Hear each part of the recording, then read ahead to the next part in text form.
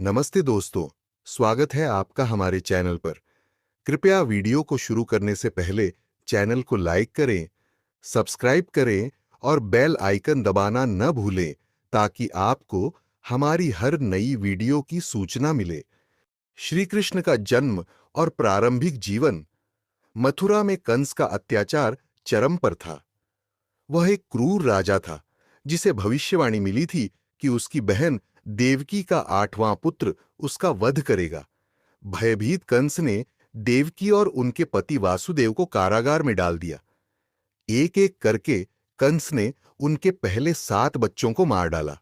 लेकिन जब 8वां पुत्र कृष्ण द जन्म लेने वाला था, दैवीय शक्ति ने हस्तक्षेप किया। मध्यरात्रि में जब आंधी तूफान मथुरा को झकझोर रहा था, श्री कृष्ण का जन्म हुआ।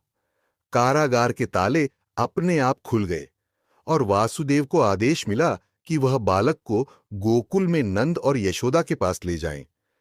वासुदेव ने यमुना नदी को पार किया, जहां शेषनाग ने उन्हें आंधी से बचाया।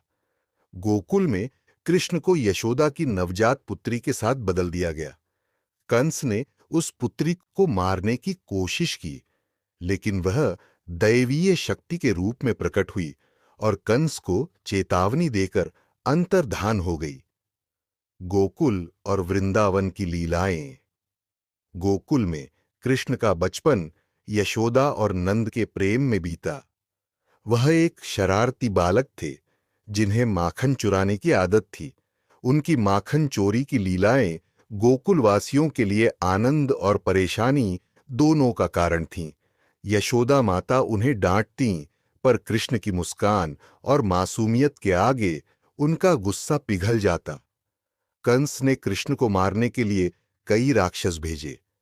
पूतना, तृणावर्त और अघासुर जैसे राक्षसों ने कृष्ण पर हमला किया, लेकिन बालक कृष्ण ने अपनी दैवीय शक्ति से सभी को परास्त कर दिया। पूतना को चूसकर, तृणावर्त को हवा में उड़ाकर और अघासुर को उसके विशाल मुंह में प्रवेश कर मार डाला। इन लीलाओं ने गोकुलवासियों को आश्चर्यचकित कर दिया, पर वे कृष्ण को केवल नंद का लाल ही मानते रहे। जब कृष्ण बड़े हुए, नंद परिवार वृंदावन चला गया।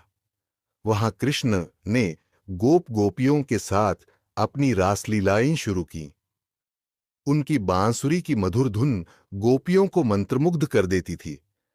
राधा, कृष्ण की प्रिय सखी, उनके साथ प्रेम और भक्ति का अनोखा बंधन साझा करती थी।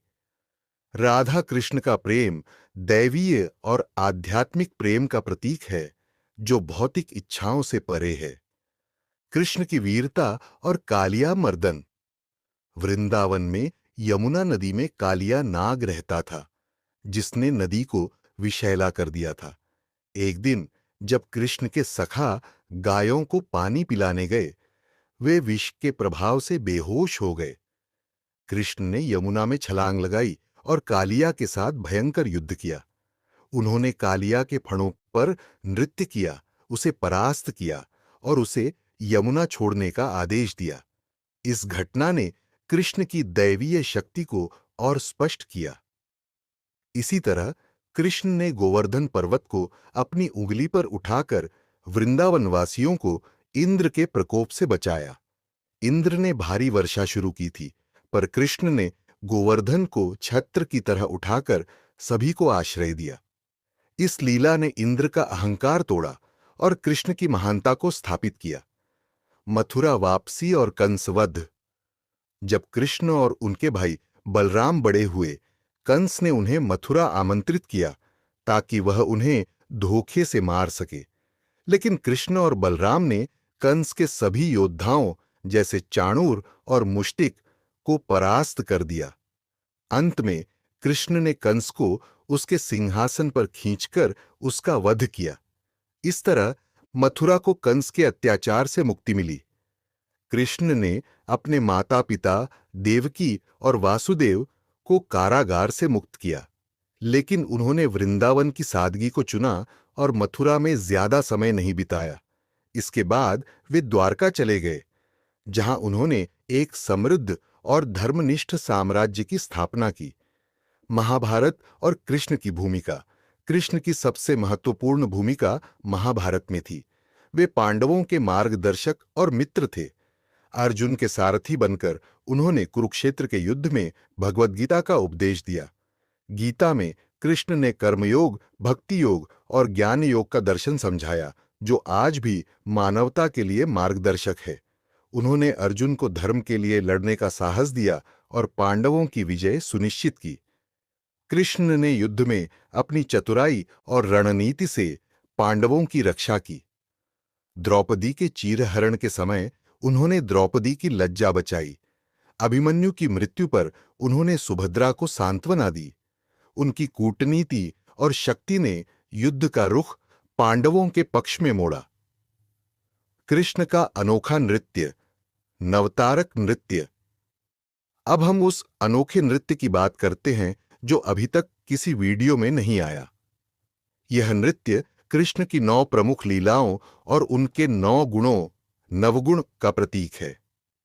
यह काल्पनिक नृत्य वृंदावन की पृष्ठभूमि में रचित है, जहां राधा और गोपियां कृष्ण के साथ इस नृत्य में शामिल होती हैं।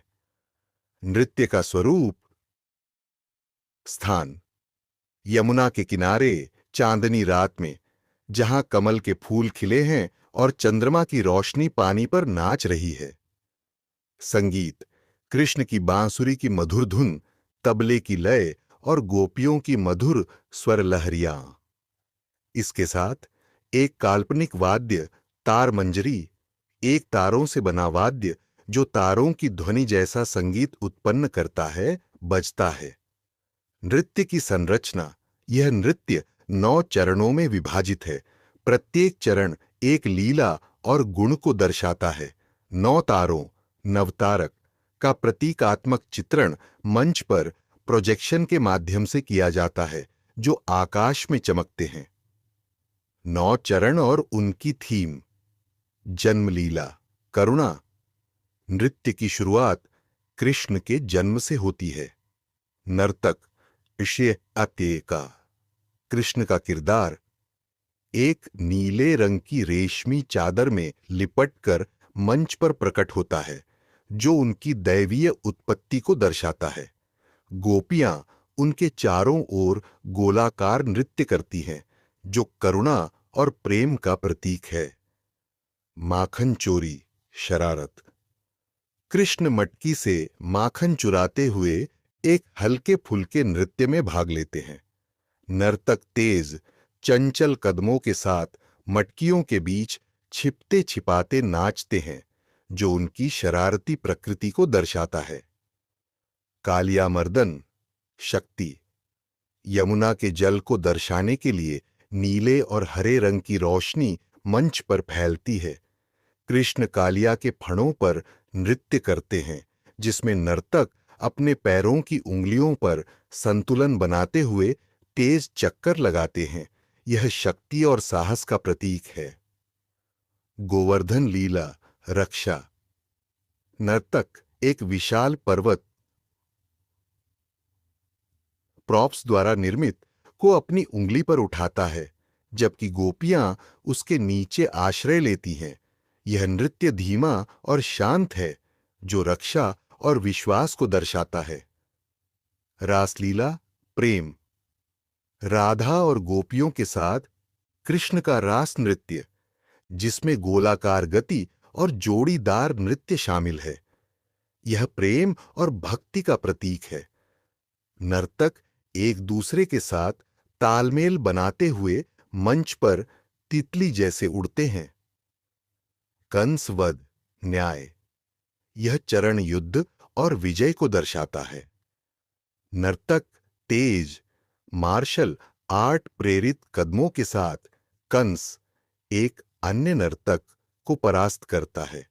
लाल और नारंगी रोशनी न्याय की अग्नि को दर्शाती है।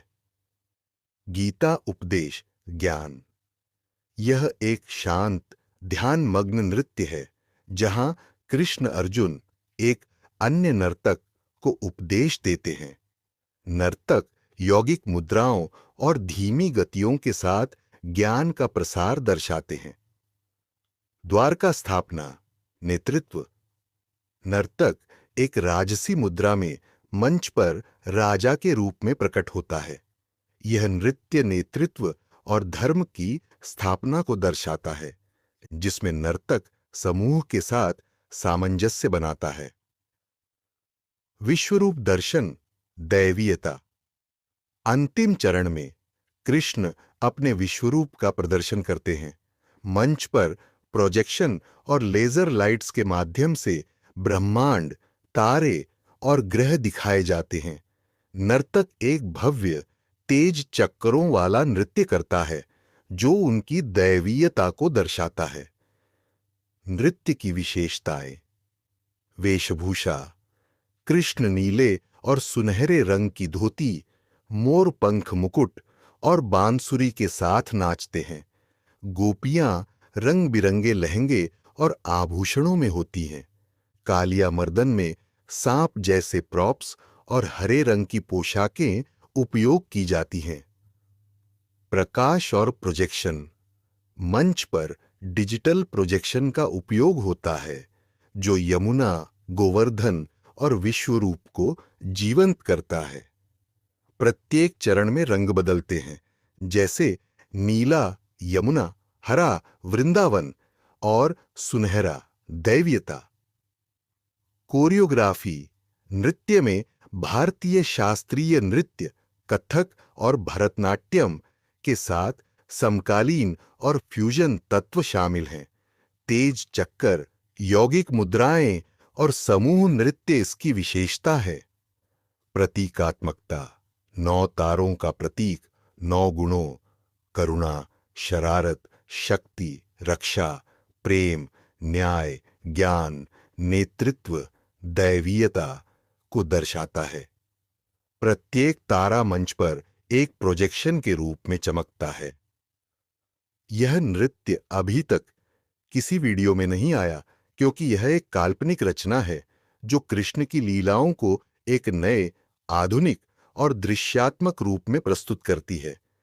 यह नृत्य दर्शकों को कृष्ण की बहुआयामी प्रकृति से जोड़ता है, जो शरारती बालक, प्रेमी, योद्धा और दार्शनिक के रूप में चमकता है।